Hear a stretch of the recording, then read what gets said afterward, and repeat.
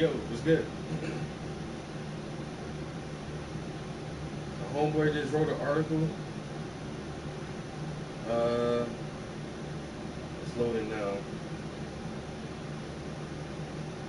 Activist post. It says, yes, we can. What? What is this?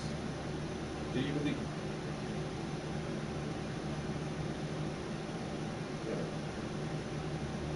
No, what is going on here? Yes, we can end the Ukraine war in 24 hours. Here's how. And so, Brandon Turbyville, he published this on July 17th, 2023. Op-ed. As the United States presidential primaries are now in full swing, there is much talk about the future of American Ukraine Russia entanglement. Should the United States be sending more assistance to Ukraine? Less? Are we moving fast enough? Should we be moving at all? These are the questions that are beginning to show the dividing lines in both parties between the anti-war and pro-war camps, and thus the oligarchy-approved candidates and those who are more outside the acceptable range of modern publicity uh, established established candidates. I will remind my own readers that in 2013, when the Obama administration overthrew Yankovic's presidency in Ukraine, I wrote numerous articles not only exposing the coup for what it was, but also predicting that the color revolution in Ukraine would lead to a confrontation between the United States and Russia on the battlefield of Ukraine. I was criticized for not supporting the freedom movement in Ukraine that soon turned into ethnic conflict and civil war. I was then criticized for opposing America's assistance in Ukraine in the form of money and weaponry, as well as training the American military personnel. I was wrong, according to my critics, for not supporting the underdog against the alleged aggressor, who was bigger and stronger. If all my critics had reached logically, if all my critics had reacted logically instead of emotionally, in full, woeful, unaffirmed manner, perhaps public opinion would have opposed any involvement in Ukraine, and much of the needless bloodshed would never have occurred. He writes pretty long articles. Wow, this is a bit of a read, but I'm definitely gonna have to read through all of this because he has different sections. So that's the introduction section, and then he breaks it down to U.S. capability in the war in Ukraine.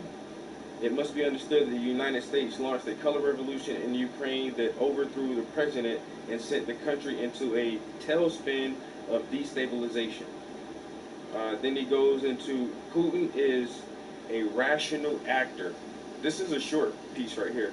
Despite attempts by Western media outlets to paint Vladimir Putin as the next Hitler or the next Stalin, a crazy fascist or crazy communist or simply a madman, the truth is that Putin is an entirely rational actor.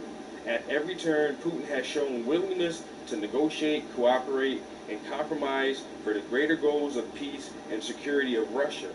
This has been this has been and continues to be the case, despite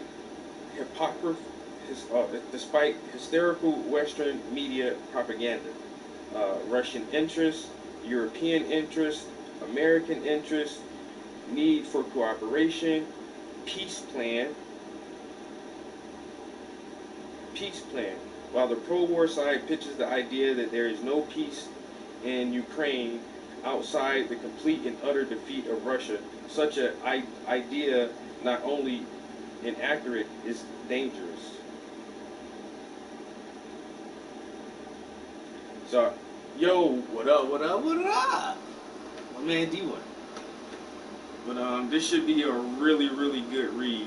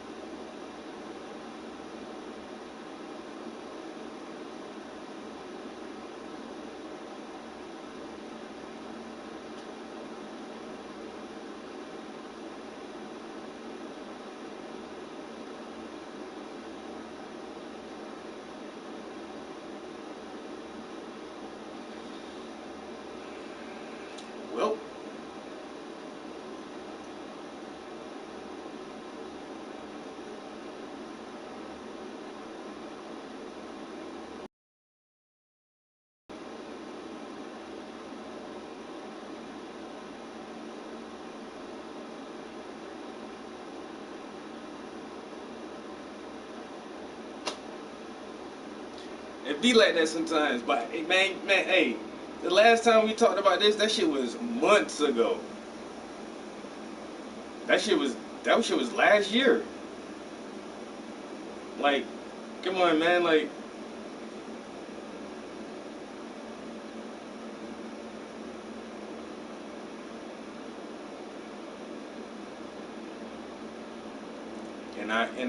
I really wish you didn't have to see this side of me. I really wish you didn't. But now you do.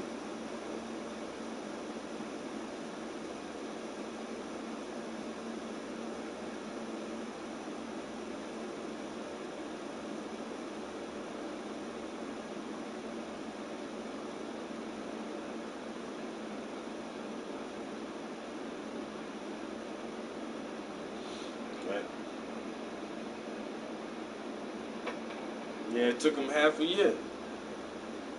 Right, bruh. Let's see. I tried to wait to see if this dude gonna act right. This dude not gonna act right. He just not. He not acting right. Everybody need a job. That's the only way anybody can get by in this world is we need a job. And I would hate to um, I would hate for any man to be deprived of his ability to earn a living, to, you know, provide for himself and his family. I hate that.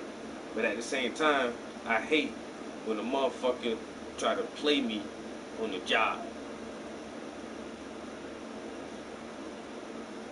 I'm not gonna let you play me. Cause there's only one name on my paycheck, and you don't sign it. You don't sign my paycheck. I would hate to deprive a man of his ability to earn a living, but I hate getting played even more than that. So, yo, him not working out. Nah, no. Listen, him not working out, him got to go. I got to go. Which one? That's what I thought. Deuces, homie. Bye-bye. Him got to go, I got to go. Who you? That's exactly what I thought. Alright, so I gave you 6 months, bruh. 6 months. That's more than one hand. I gotta hold up another hand. Why you keep trying to play me? At work, nigga, it's a job. Look, man, it's a job. So when you fill out the application, you agree to this. This is what you sign up for. This is what we paying you to do. You need to do what you're getting paid to do. You not.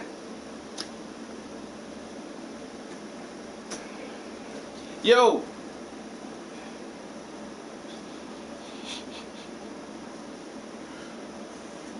How much you paying this guy? He's not worth it. He's not, whatever you paying him, he's not worth it. You need to get him, man. Look, bro. I done been right there too. It's not worth it. The stress, I'm at work, bro. I'm not trying to stress from nobody else here. We already stressing together because we at work, nigga. Why you gotta make it extra? You're not about to do this. No, sir. You had a whole half a year to get your shit together.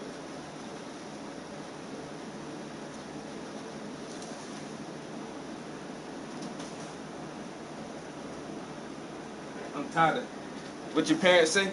I'm tired of talking. I'm tired of talking to your ass. I'm tired of talking, man. Obviously you not listening. Now what gonna happen is you're gonna lose this job and you're gonna hate me for the rest of your life. And that's fine. I can sleep with that.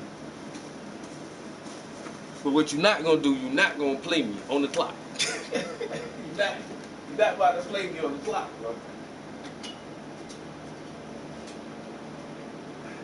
cannot allow it. I will not stand for it. I'm not your plaything. We both grown as men. We both at work. I signed the same papers you signed.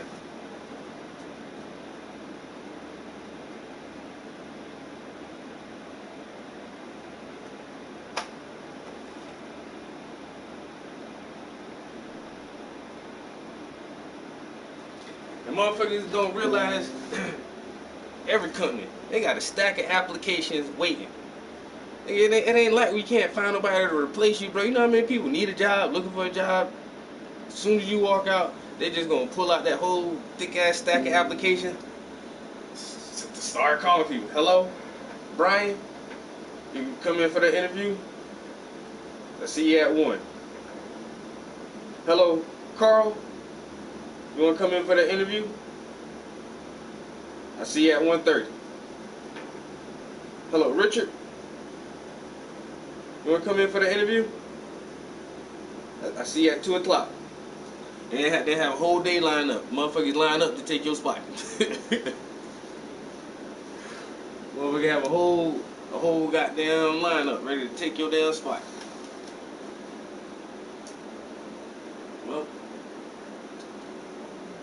bye-bye.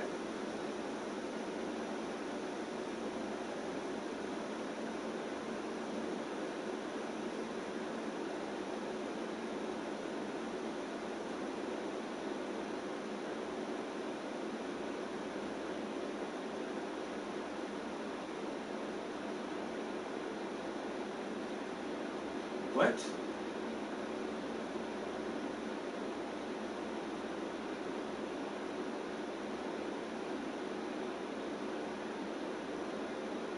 Yo, this is about to be some crazy shit. There's something about a U.S. soldier crosses border into North Korea?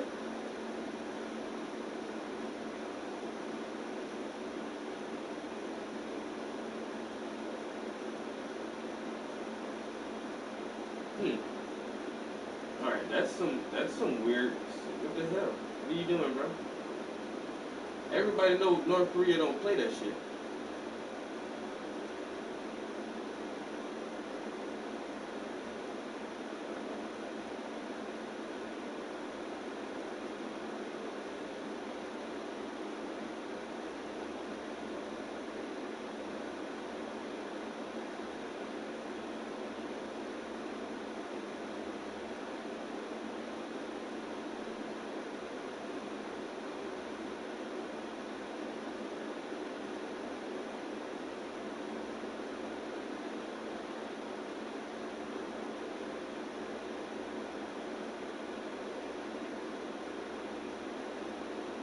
Overseas, free speech, free press. What about ones you disagree with? Release all journalists that you agree with overseas. Not ones, just leave them in prison. Hello there, you 6.4 million awakening wonders. Thanks for joining us on this magnificent voyage that we are taking together to truth and freedom. In order to achieve it, we have to have coordinates that we can agree upon, principles that we rely on. We can't be hypocrites and say, we want free speech, but not from people who we disagree with. Joe Biden, you'll remember in his press correspondence dinner propaganda thing, said we should release journalists. It's disgusting to have journalists held for reporting the truth. Meanwhile, there's a journalist being held in Ukraine, and none of us is talking about that journalist and their right for freedom. So is this another example of hypocrisy? We support free speech when we agree with them. We don't support free speech when we disagree with them. That's the most important one, isn't it, surely? For all of us. I mean, these principles are incumbent on all of us. Let's have a look at this news story. The free press is a pillar, maybe the pillar. Do you think he said that because there's a pillar in his eye line? The free press is a pillar, or a window with a lamp in it and some railings. The free press is a pillar, maybe the pillar of a free society, not the enemy. Thomas Jefferson wrote... No, because Thomas Jefferson wrote, "We're left to me to decide whether we should have a government without newspapers or newspapers without a government. I should not hesitate to prefer the latter." That's not a principle that they realistically espouse. They've just been busted. I'm gonna come back to that. But there was one video that I didn't finish watching yesterday that I wanted to. Where is it?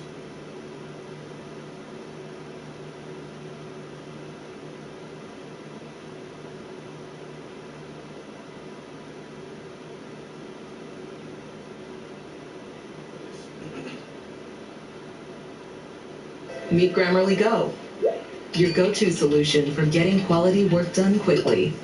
This kid had lost all use of, by the time he was 11 years old, he... Here for sex trafficking. You're doing God's work, Glenn, and also doing a great job of not finding what you're not looking for. The trusted news outlet also shares that in 2020, Vice News investigated Operation Underground Railroad, and though they found no falsehoods in their rescue claims, they did conclude that they have a pattern of image burnishing and mythology building, a series of exaggerations that are, in the aggregate, quite misleading. Provable facts and experiences are at the top of the list for things that are quite misleading. This just in! Just so you know, Vice News is now owned by George Soros, so feel free to do the math on why they're helping out society by helping protect traffickers. And the Washington Post hits a home run when they say, but the movie has nevertheless been promoted on QAnon message boards, and some accuse it of playing into the movement, which is based on the false belief that a highly organized network of global elites are kidnapping children, having sex with them, and harvesting their blood. Again, this is a false belief. Trust the Washington Post. Nothing like that happens.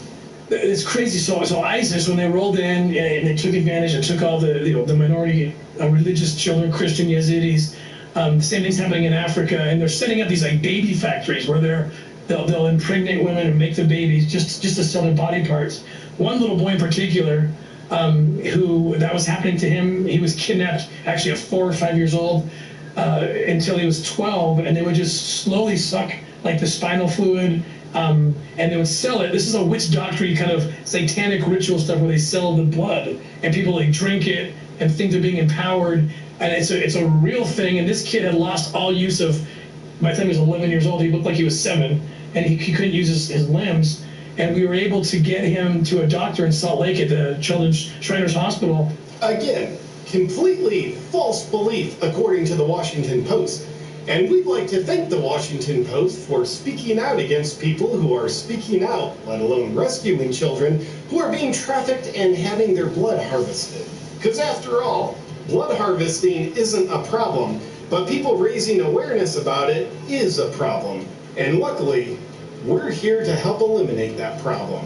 Next up, Rolling Stone got on board the being willing to appear to be protecting child predators train in order to do God's work of silencing dangerous misinformation that wouldn't be dangerous even if it was misinformation. According to Rolling Stone, Sound of Freedom is a superhero movie for dads with brainworms. And in their own subtitle they say, the QAnon-tinged thriller about child trafficking is designed to appeal to the conscience of a conspiracy-addled boomer. They go on to call the film a call to action in an imagined global war against sexual predators. Now, we can't stress enough how much Rolling Stone wants you to believe that child trafficking is just something imagined. And it's awfully good of them to put so much effort into trying to get you to believe so, isn't it? And just something to preferably not think about, outlets like Washington Post and Rolling Stone had fiercely labeled what are now provably true facts as conspiracies, like Hunter Biden's laptop, the lab leak, and side effects. And also don't consider that now that those occurrences have proven to be true, these outlets are still calling them conspiracy theories. So you should have plenty of confidence in trusting them when they label another provably true phenomenon, child trafficking, as a conspiracy theory. And if you don't trust them, then you must have brainworms or something. Does ivermectin work against brainworms? What's Mel Gibson have to say? One of the most disturbing problems in our world today is human trafficking, and particularly the trafficking of children. Now, the first step in eradicating this crime is awareness. Go see Sound of Freedom. Correction, Mel Gibson. The most disturbing problem in our world today is awareness about trafficking, and we must eradicate awareness. And we'd like to thank CNN, Washington Post, and Rolling Stone for their efforts to eradicate awareness about trafficking. We see you and will never forget what you're doing. In conclusion, why is the left panicking over the reality that Sound of Freedom exposes? Well, we'll let you decide with this multiple choice quiz. A, climate change is causing them to do it. B, they want to create a safe space for dangerous people. Or C, there's scum who are protecting predators. Weird that 83% of people so far think it's because there's scum who are protecting predators. I don't know what that's about. That's it for our special Cover Our Tracks report, so you don't think any further into why we on the left are bashing Sound of Freedom and so desperately trying to discount its message. The truth shall set you free, so we'll continue trying to hide the truth from you so you won't be free. Because we care about you. Trust us. Good night. I'm coming out of the closet and admitting it. My favorite underwear on the planet is sheath underwear. Sheath makes the most comfortable boxer briefs I've ever worn. If you're sick of wearing boxers that are too loose or briefs that are too tight, and you want to wear the most comfortable material on your body and you want to look good doing so, sheath underwear is for you. Believe it or not, I'm wearing sheath right now. And sheath is now the only underwear that I put on my body. I've fallen in love with them, I love the comfort, and I love not looking like a slob in front of my wife. Oh, and one of the unique things about sheath that I love is the underwear comes with a dual pouch system, which keeps things from sticking together and keeps your man parts separated right where they need to be. I was skeptical about the dual pouch system because I don't identify as a kangaroo, but I actually love it. And if you don't want to use the pouch system, no problem, you don't have to. The underwear functions well without you putting your man parts in it. They're stretchy fabric and made out of moisture-wicking technology. And they're super soft and keep everything cool, comfortable, and in the right place. Especially useful for staying cool during the summer and while working out. I'm not a psychic, but I would predict they'll be the most comfortable boxer briefs you've ever worn. Plus, they have new material options like bamboo and mesh for even increased coolness and comfort. If you want to get your hands on and your balls in the most comfortable underwear that you will ever wear, then just go to Sheath Under... Okay. We don't need to finish the whole advertisement for Sheath underwear. So what else was gonna happen? My man was about to go live about a U.S. soldier crosses border into North Korea. And what his countdown is at 60 seconds? I don't know what's going on. It says live in 60 seconds, but the 60-second counter isn't moving. Come on, Lookner. What are you talking about? This North Korea don't play that shit with nobody, bro. Crossing their border, yo, what the hell? How and why? Why did a U.S. soldier cross the border into North Korea? By himself? He was on vacation? Is he active? Is he active on duty right now, or did he just happen to be there?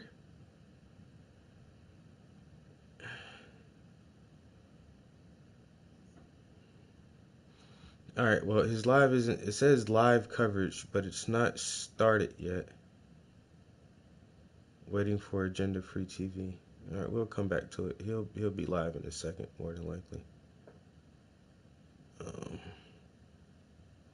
All right, this right here says,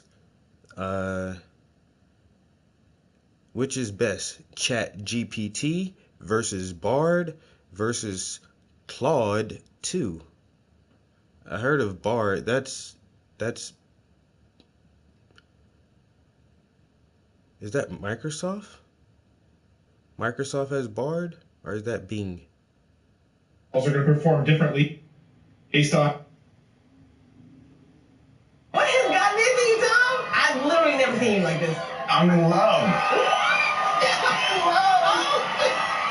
I know. I love birds. I love birds. Look at the electric vehicles. It's everything.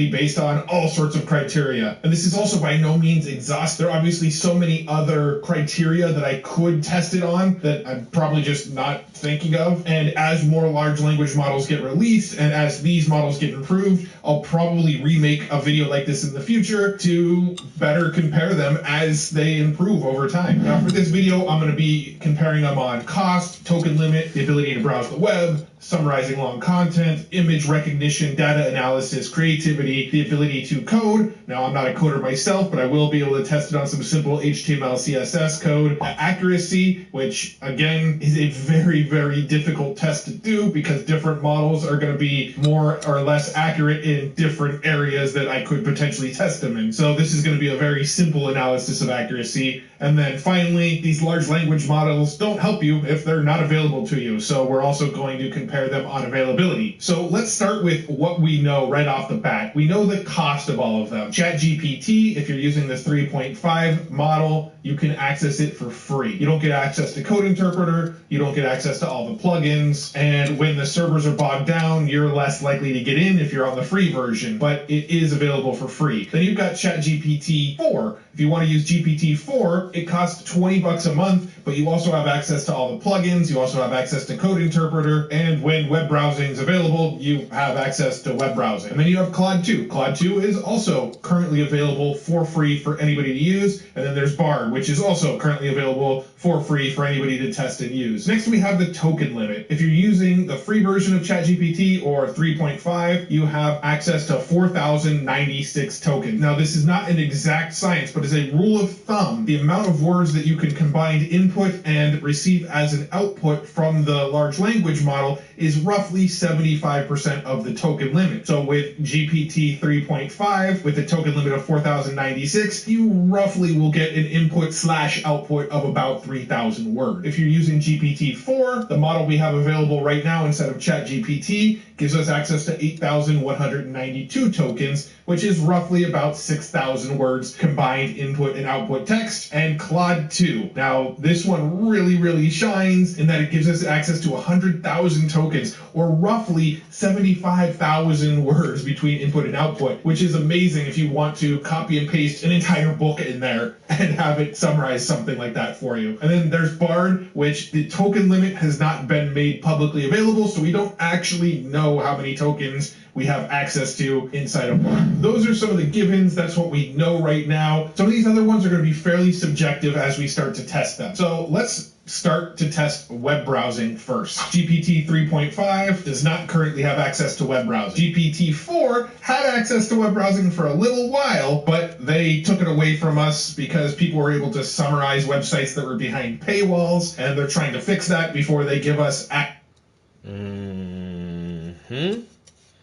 Dun, dun, dun, dun. This is the thing right here.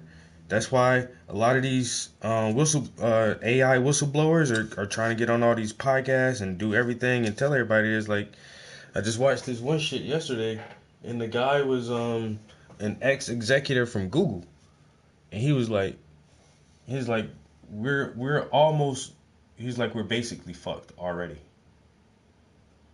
And so what we need to do now is really make an effort to get this shit under control and maintain it under control. Because he's like, as soon as you give it access to the internet itself, it's like we're done. Because the shit is going to learn so much faster than we can. And so now it already figured out how to wrap around a paywall on a grandfathered website, a site that's been there forever. And, if you want to access it, you got to have a subscription fee or membership fee or something. And now the AI already got around that shit instantaneously. So this is what they're worrying about right here. This shit is going to level the playing field on information too fast. And companies that sell information and data, they're not going to have the same leverage if they just release this shit too fast.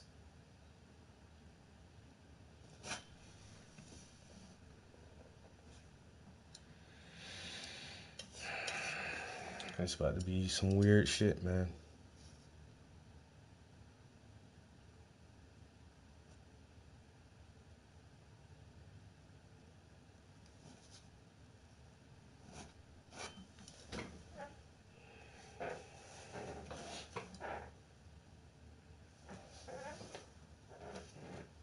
to web browsing again. However, GPT-4 does have access to a bunch of various plugins, and some of these plugins do have access to the internet. For example, there's this web requests plugin that we can enable here, and we can type something like, what is the site futuretools.io about? It starts to use the web requests, and there we have it. The website futuretools.io is a platform that collects and organizes AI tools. The goal of the site is to help users find the exact AI tool that they need, and then it lists a bunch of tags that are available. The site also features a section called Matt's Picks, and you can see it gives us a screenshot of what the Future Tools website looks like. We do still have access to web browsing. It's just not the built-in browsing that we had before. It seemingly does kind of the same thing. Let's go ahead and use this same prompt here. Let's jump over to Claude, and let's try the same thing. Let's paste this in. What is the site futuretools.io about? And it says, unfortunately, I do not have enough context to provide a detailed summary of the website futuretools.io, as I do not have access to view the full content of the site. Let's just go ahead and say, can you browse the web? No, I don't have the capability to autonomously browse the web or access websites directly. All right, so let's jump over to Bard and paste in this same prompt here. What is the site futuretools.io about? Futuretools.io is a website that lists and reviews AI tools. It was founded by Matt Wolf, who is a writer and entrepreneur. The website's goal is to help people find the best AI tools for their need. Then it lists off some tags. And Bard, we do know, has access to search Google, so yes, it can actually browse the web. So jumping back to our comparison chart here, GPT 3.5, no web browsing. ChatGPT 4, yes, with plugins. Claude 2, not available. And Bard, yes, it just has web browsing directly built in. All right, so let's talk about summarizing long content. We'll start with GPT 3.5. There's this great article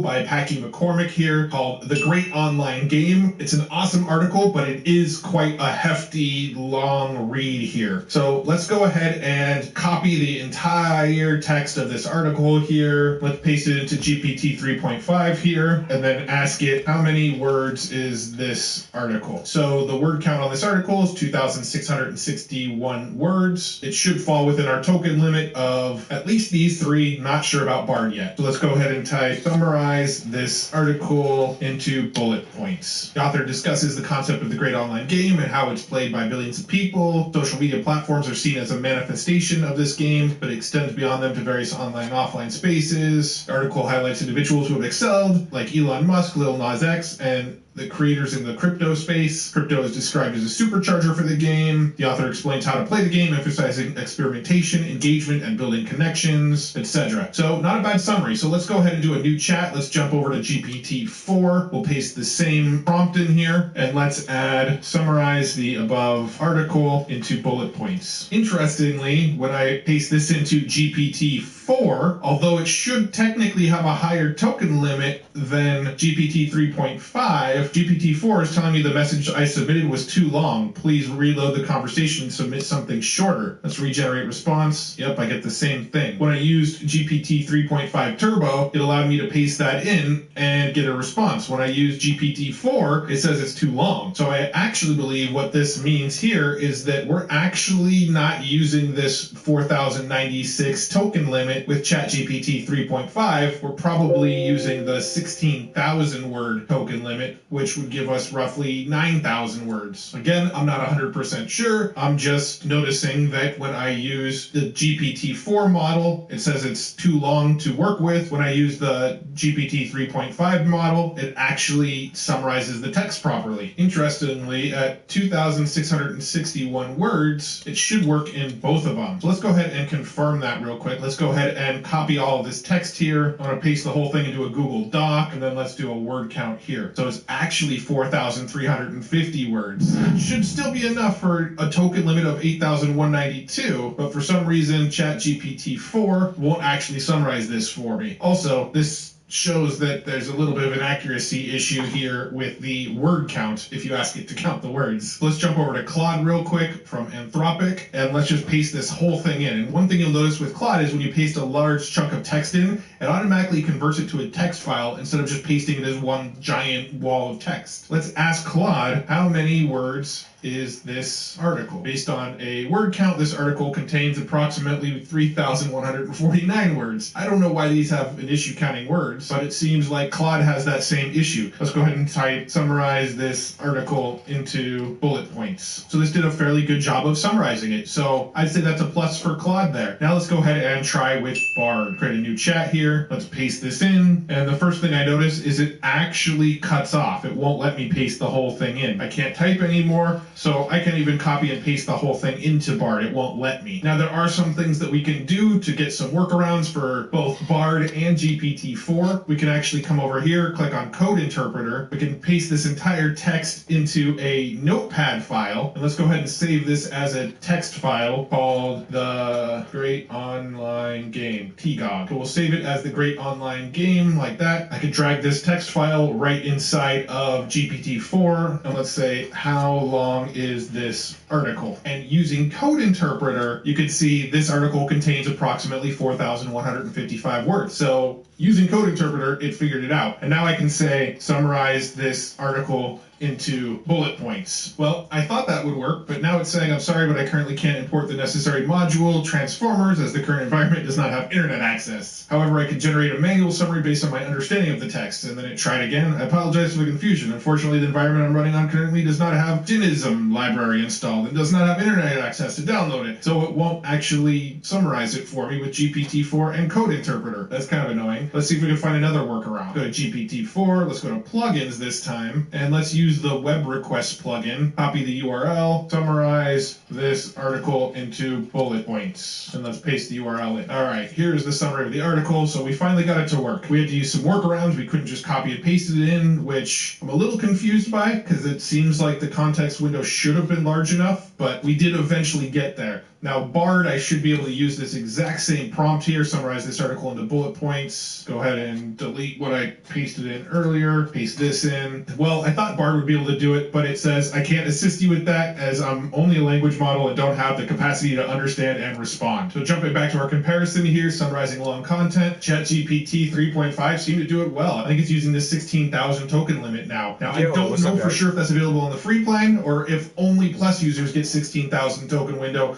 I'm not sure. Just trying to get the little knife working here. I was gonna brush these details, but then I feel like the way that the paint on the bench is actually chipping and peeling away, and it has a bit more texture to the paint. I'm gonna layer a couple of knives on here and see if I can get it just a I don't know, get that dynamic texturized feel to the bench, because it will be a nice contrast to the softness of his clothes. And so you'll have this very rough textured, kind of flaky, pilly paint next to his very soft, like cashmere sweater. So that's what I'm attempting to do. And just trying to work in some highlights. This isn't the final layer. It's gonna be mostly gray, but I feel like I need to lay down this really thick, heavy brown, like the original, how the paint on the bench. But the way the light is situated, it's directly in sunlight, so it's more grayish. It's grayed out from the sun in a lot of areas. So we'll lay this dark base down, and then we'll come back with the knife and a brush in certain areas to try to get the highlights on there to make it look like he's really sitting out in the sunlight. I don't wanna, I'm about to fuck this shadow up. I'm trying not to. So, what? Yeah, it's in the right spot. I'm gonna just keep it right where it's at. That's good. I don't want the brown to touch that shadow. I'm gonna pull that shadow out some.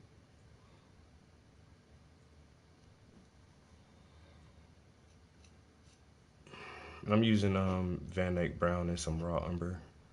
Just two dark browns, that's all.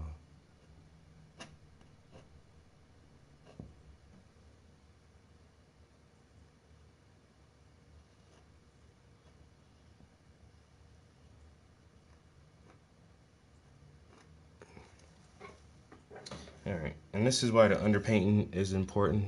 So if you don't touch every spot on the canvas with this layer, it's not like you're just seeing raw, naked canvas underneath.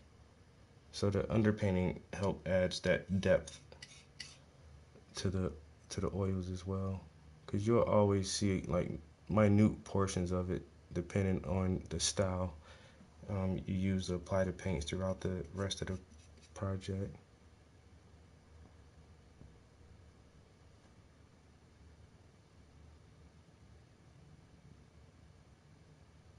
Yeah, I think this knife was the better idea for this portion.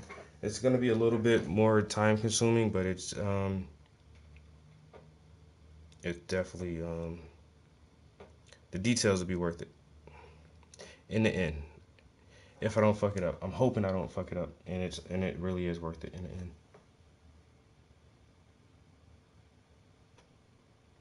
Because I'm gonna be doing this knife all the time. I mean, it sounds like an excuse, kind of is, but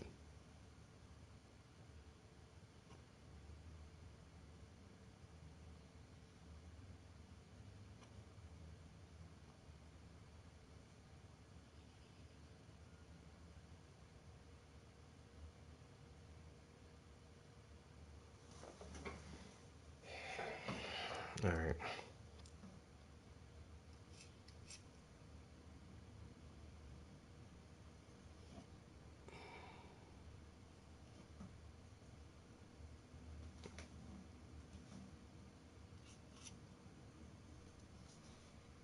Then I actually want it, let's see, here.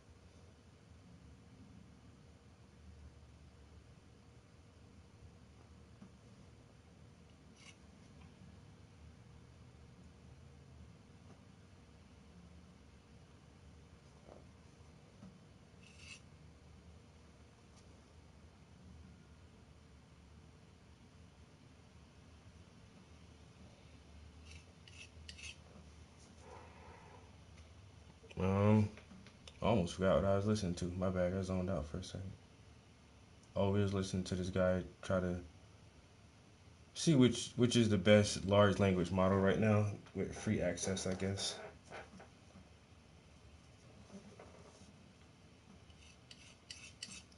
All right, I'm gonna turn something back on in 1 second. Oh, let me do it this way.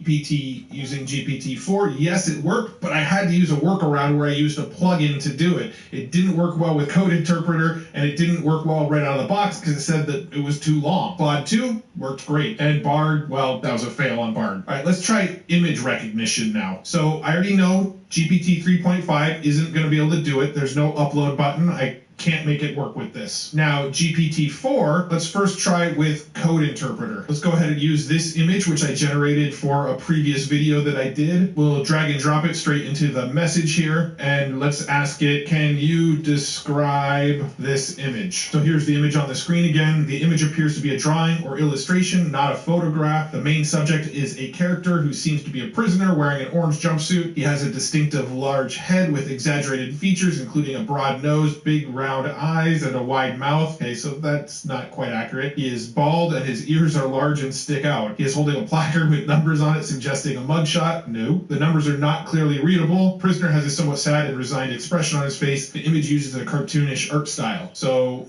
not quite great. So it did get a few things right. It noticed that it was a prisoner wearing an orange jumpsuit, but other than that, it just made stuff up. All right, so let's jump over to Claude, and Claude does not actually give me the ability to add an image. So Claude does not seem to have the image recognition ability. And finally, let's jump over to Bard. Let's create a new chat. We'll upload the image. Yeah, it's a little slow going. Like I said, I'm not a fast painter to start with, but these knives make me nervous.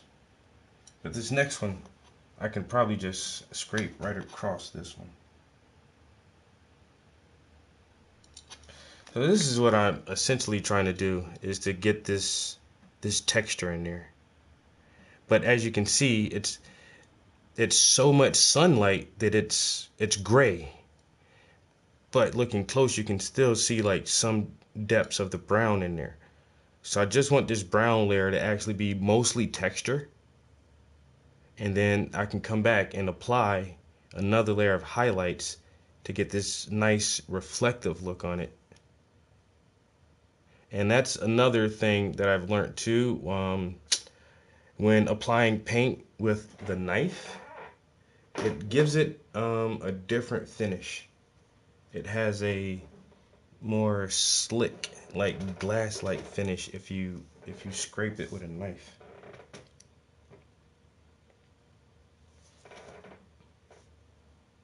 All right, I need to grab some more paint here. Let's see. Some of this raw umber. Put some of that down. And some Van Eyck brown again. And yeah, I'm liking the little texture on there.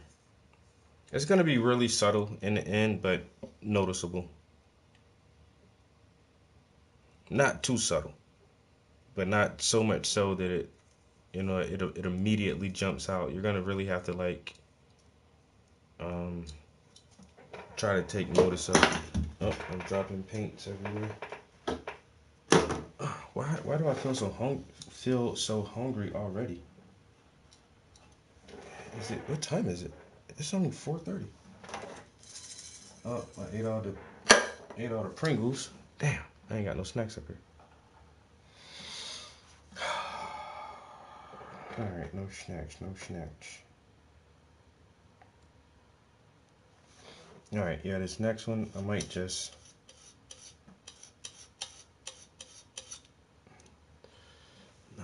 drop this whole thing. I'm still trying to watch these shadows right here though.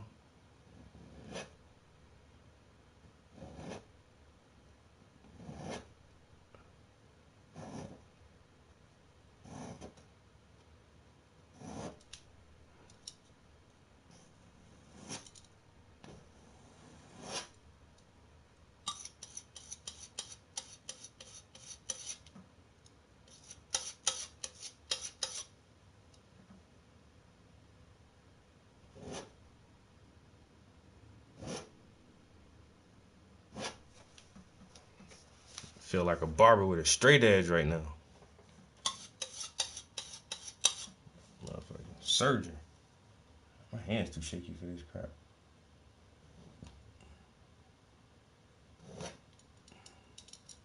Well, if I don't choke so much up on it and kind of grip down a little bit.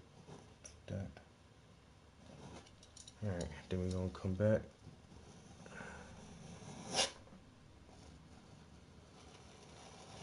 Like I said, initially I was just gonna brush these details, but then the more I looked at the details and seen like so much texture, I'm like, I can't let this opportunity pass to use a knife. I gotta use a knife wherever I can, man.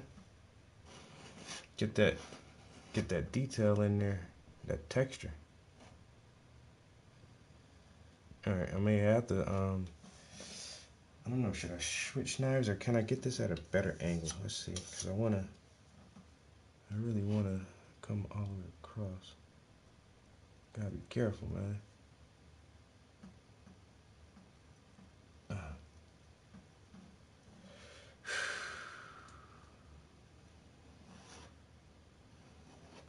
Alright, I want it to be something like that, I guess. Now we gotta come up and apply paint to the underside.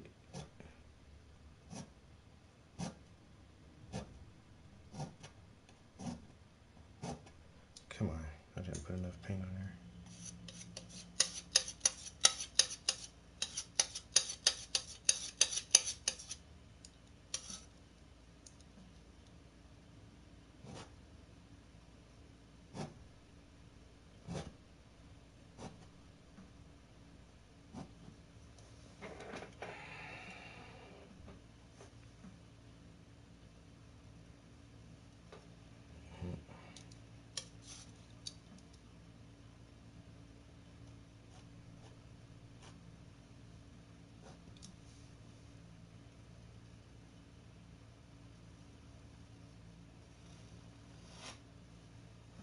Alright, that's not looking too bad right there, you know? I'm actually kind of seeing something.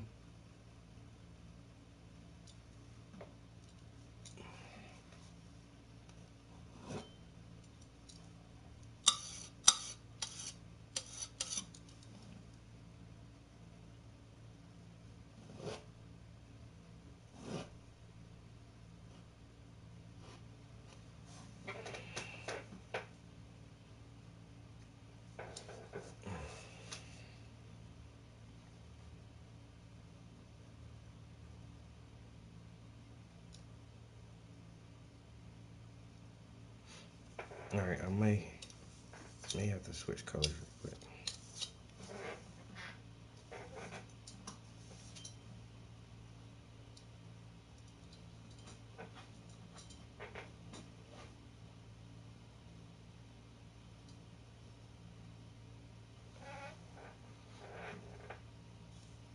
And I'll say, please describe this image. And it says, sorry, I can't help with images of people yet. Okay, here's an image of a Wild West town. Let's see what it does with this. All right, so here's the image. The image shows a small town in the Wild West. The town is made of wood. It has lots of buildings. Okay, the buildings are all different shapes and sizes, and they are all made of wood. Yeah, we got that part already. The town is surrounded by mountains. Yes, and there are trees in the background. Not really. A horse-drawn carriage is parked in front of one of the buildings. Okay, yeah, maybe. Carriage is black with red wheels and has a white canopy. There is a man standing in the carriage, and he is wearing a cowboy hat and long coat. The text in the image says HDCS, which could stand for Horse-Drawn Carriage Saloon. Okay, there is a DC and an S up here. Yeah, so I guess it's on that. The buildings in the town are made of wood. The mountains in the background are tall and jagged. The trees in the background are green and lush, and they provide a contrast to the dry, dusty landscape. All right, so I mean, it hallucinated half of it. Let's go ahead and see what GPT-4 says about the same image. Describe this image. The image seems to be a digital illustration depicting a Wild West town with a whimsical twist. The buildings have a characteristic Western architecture with wooden facades, balconies, and saloon-like appearance. Okay, so far so good. Interestingly, the inhabitants of this town are not humans, but robots. These robots have a humanoid form and are dressed in typical Western-style attire, including cowboy hats, bandanas, and boots. One of the robots standing in the foreground has a ship.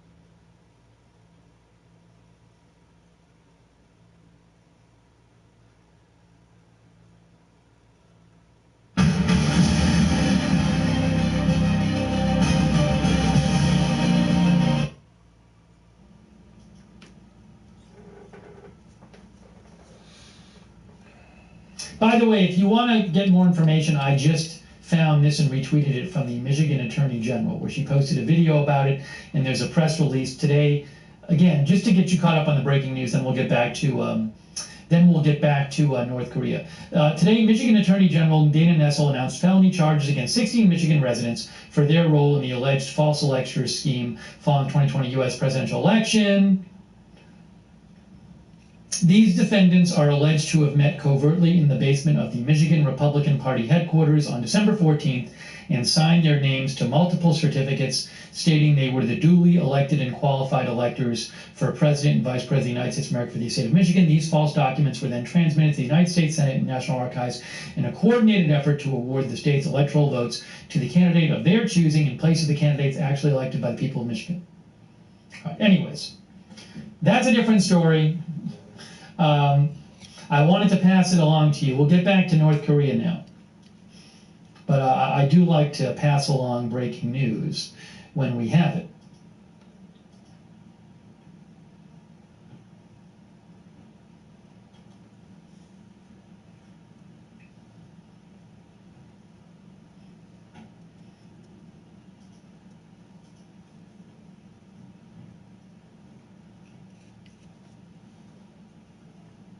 If you do send me something, if you do send me some information, make sure you just let me know where you got it from.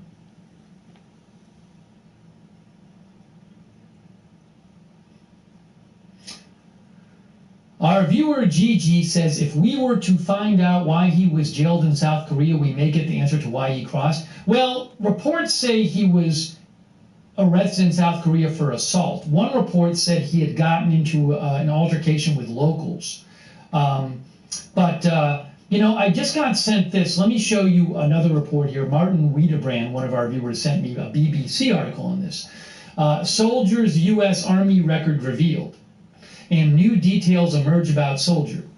There are more details emerging about Travis King's time in South Korea as a private in the U.S. Army.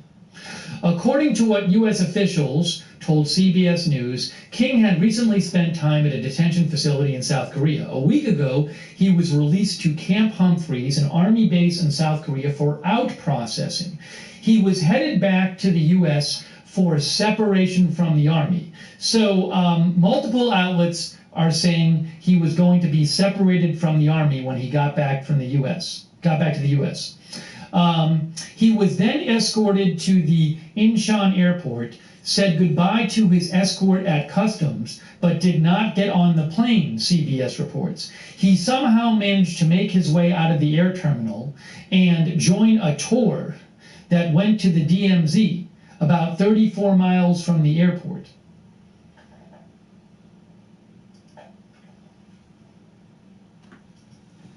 DMZ stands for Demilitarized Zone, where no conflict should take place. or where it's more actually like a free for all, kind of.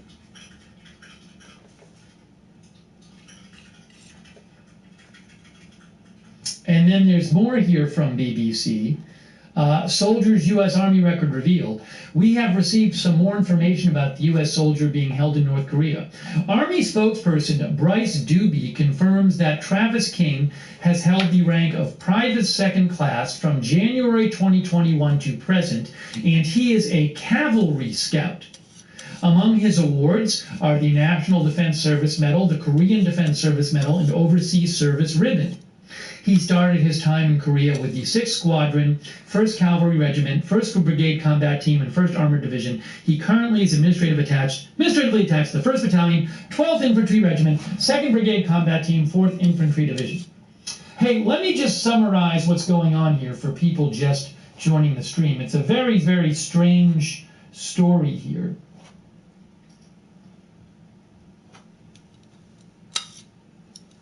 So, what we have here is that a U.S. soldier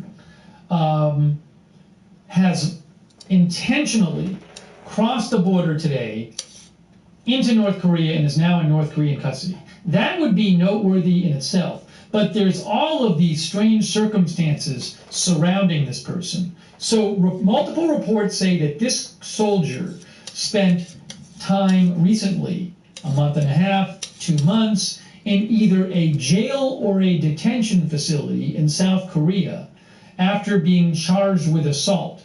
Multiple reports say the U.S. military was sending him home and that he faced separation from the military when he got to the U.S. Multiple reports say the U.S. military took him to the airport in South Korea. But instead of getting on the plane, he left the airport and joined a tour of the famous Joint Security Area, the highly sensitive area on the border between South Korea and North Korea, where in the past North Korean and South Korean soldiers have looked at each other face to face. So he somehow managed to get on a tour that was going to the Joint Security Area, and when he was there, he intentionally ran across to the North Korean side. So it is just a wild story. I'm going to take some more comments from you. I just want to show you, NBC News had some more information on this. I want to show you that right here. U.S. soldier detained in North Korea was being sent home before bolting over border.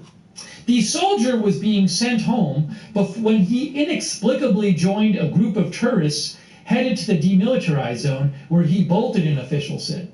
As I said, how was he allowed to join this tour? Do they not do background checks on the people going to this most sensitive of areas? Okay. NBC News is reporting a troubled U.S. soldier stationed in South Korea who was being sent home somehow joined a group of tourists at the airport. Oh, he joined a group of tourists at the airport who were headed for the demilitarized zone, where he bolted across the border into North Korea? A senior administration official told NBC News on Monday. So he joined the tourists at the airport? The soldier, who had been disciplined during his deployment, was not wearing handcuffs when he was escorted by military police as far as they could go, a security checkpoint at the Incheon airport, a commercial airport about an hour and a half away from the DMZ that separates South Korea from North Korea. But instead of continuing alone to the gate, the soldier tagged along with a group heading for Panmunjom. Wow. Which is the joint security area in the middle of the tense border guarded by North and South Korean soldiers. When the soldier took off, the United Nations Command Security Forces that had been escorting the tour chased him, but could not catch him in time, Pentagon officials said earlier. This is crazy. He joined the tour group at the airport. Well, I need to post this. I gotta post this right now.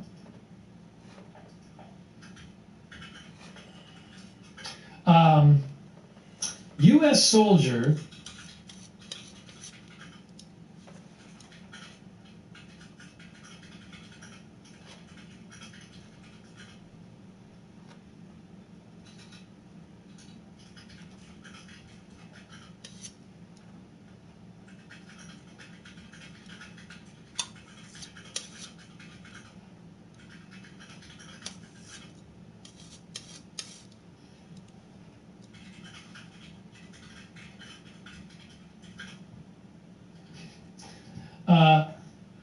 But instead of boarding plane, he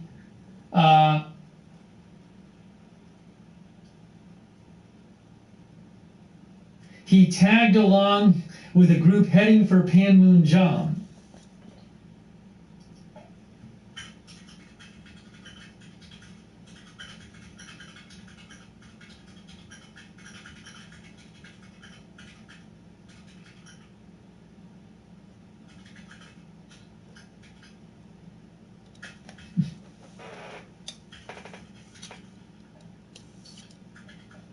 Wow, that's crazy.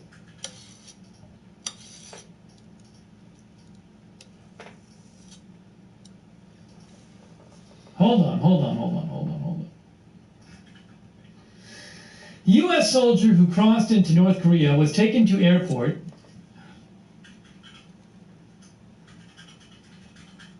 by U.S. military to be sent back to U.S. for disciplinary action, but instead of boarding plane, he tagged along with a tour group at the airport headed for Panmunjom.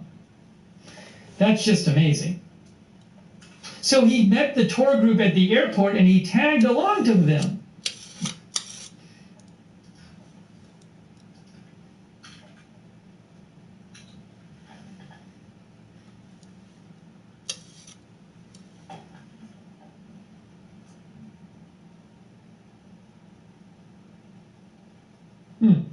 Wow. Sorry, I'm just posting that on Twitter right now.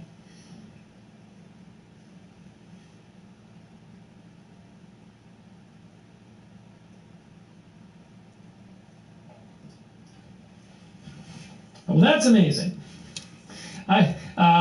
That's the first I've heard that report that he literally. I thought maybe he just like left the airport, like snuck out of the airport, and then had this idea. Oh, maybe I'll join a tour. So I mean, I don't even. Maybe this just occurred to him that he saw this group at the airport. Like, I'll tag along with them. How do you tag along? He just tagged along with the group. So there was a group at the airport. They were already scheduled to go on a tour, and he just tagged along and he got on the tour? Our viewer Sculch says that's a real bad look for the U.S. military police to have a gap in security.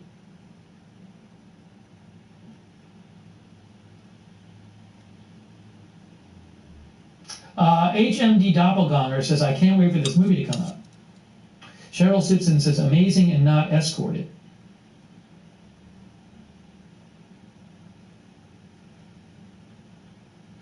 All right, let's just look at this again. I'm just giving you a summary of what happened. This is really a crazy story. Hey, thanks so much to Aaron Easton for your support. Aaron says, I hear in North Korea it's beautiful this time of year. Seriously, how many tour groups would want to see the demilitarized zone? I guess one of the articles we read said they get about 100,000 people a year there, or they used to before the pandemic. Again, I just would think that they would do background checks on the people going to the demilitarized zone and going to the joint security area.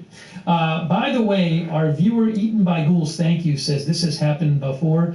Notably, after the Korean War, 5 troops defected to North Korea last year. A South Korean defected, but that's less notable. Yeah, I wanted, when we get a second, to check on past. It's not frequent that you have this kind of defection to the North. Well, by the way, we don't know if this is defection yet. We don't know that this person said, I defect. We don't really know what's going on. But, yeah, so we'll look at that in a second. But let me just give you the summary of what happened. So, look, let's just go over this, just to catch people up. U.S. soldier detained in North Korea was being sent home before bolting over border. The soldier was being sent home when he inexplicably joined a group of tourists headed to the demilitarized zone where he bolted, an official said. Yeah, let me show you on a map where we're talking about here. So Incheon Airport is here. And the joint security area is there.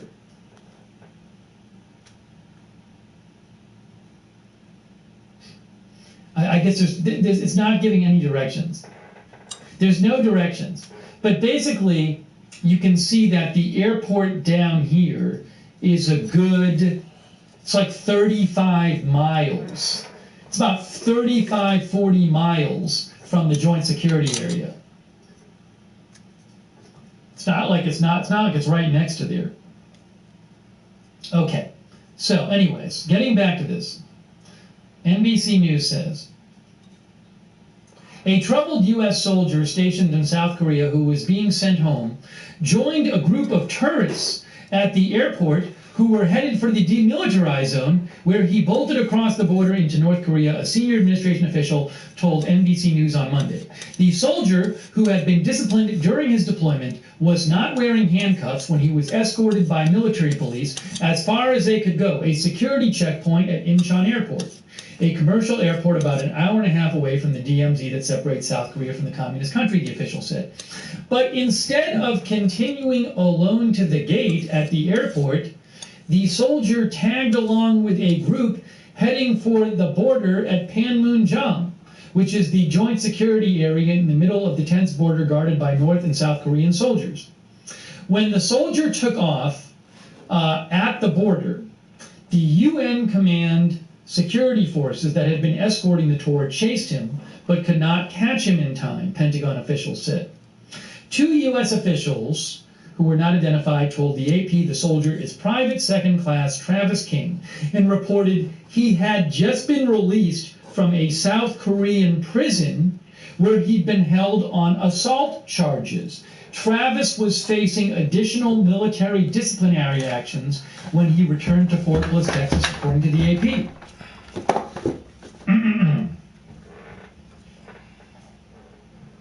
Wow.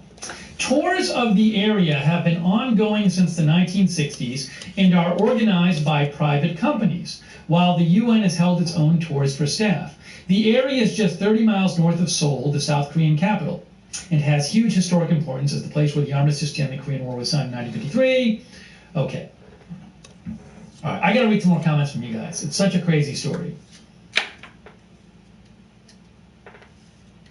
Sean C. says, I have been to the DMZ.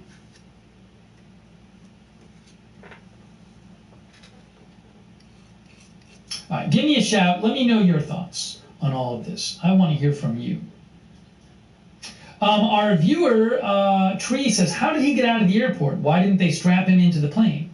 What repercussions will there be for the soldiers who took him to the airport? This is wild. North Korean soldiers usually shoot first and ask questions later when someone crosses the border. Yeah, so interesting points by Tree. Look, it's weird to me because that report says the U.S. soldiers brought him as far as they could. He was escorted by, I assume, U.S. military police, as far, if not South Korean military police, as far as they could go.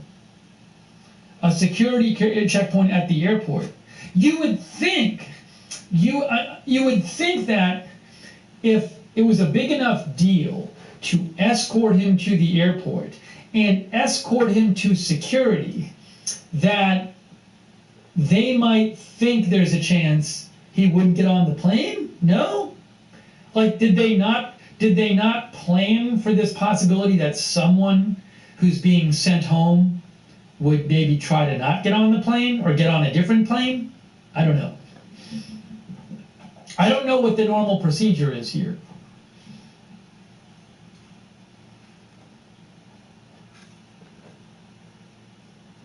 As to whether there have been cases where people from one side went over to the other side and got shot at. I don't know what the current, I believe right now you do not have South Korean and North Korean soldiers facing each other, but I don't know what the exact security situation is in the joint security area. I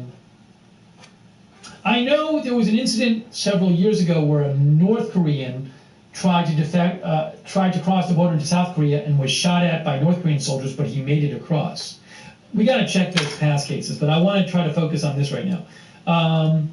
Jorthio, our member, says, chance he is a double agent, or am I watching too much TV? Hey, thanks, Erroneous31, who says, I was there in February, wanted to go to the tour, I guess, but it's a 2-hour bus ride from center of Seoul, and you have to get tickets months in advance. He really must have just tagged along. Well, if you have to get tickets months in advance, how did he go? How did he?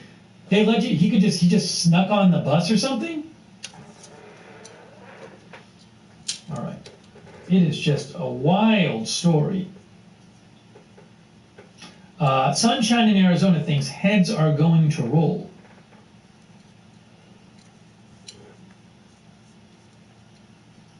Shaggy's dentist says double agent theory is an interesting one. Is that theory that he is actually like a spy for North Korea or something, and that he was spying on the U.S. and South Korea? Double agent, though, is an agent who pretends to act as a spy for one country or organization while in fact acting on behalf of an enemy. That's from Oxford Languages. I don't know if you mean double agent. You might just mean spy for North Korea. I will say this. I do wonder if there's more to this story than has been revealed, because it just seems like such a strange story. No one on the tour who's on this tour said, "Hey, tour leader, so this guy just joined our tour. That guy over there, yeah, he just joined our tour. He started walking around with us, and now he's getting on our bus." The American guy? So no one said that in the tour?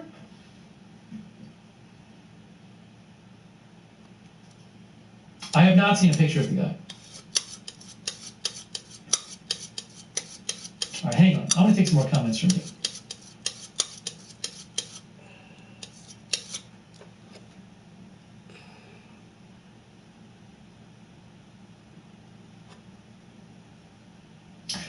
Michael Joseph Murray responded to me on Twitter saying maybe his plan was to defect to North Korea. Would love to know his story of why he was being separated from military service.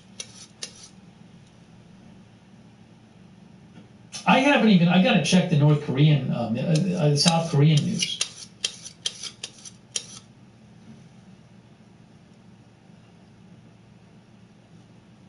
Chris Green says there were 43 of them. Yeah, if the tour was 40 people or so, if that's the case, I mean, I would think you might notice that somebody kind of just came into your tour. But I don't know.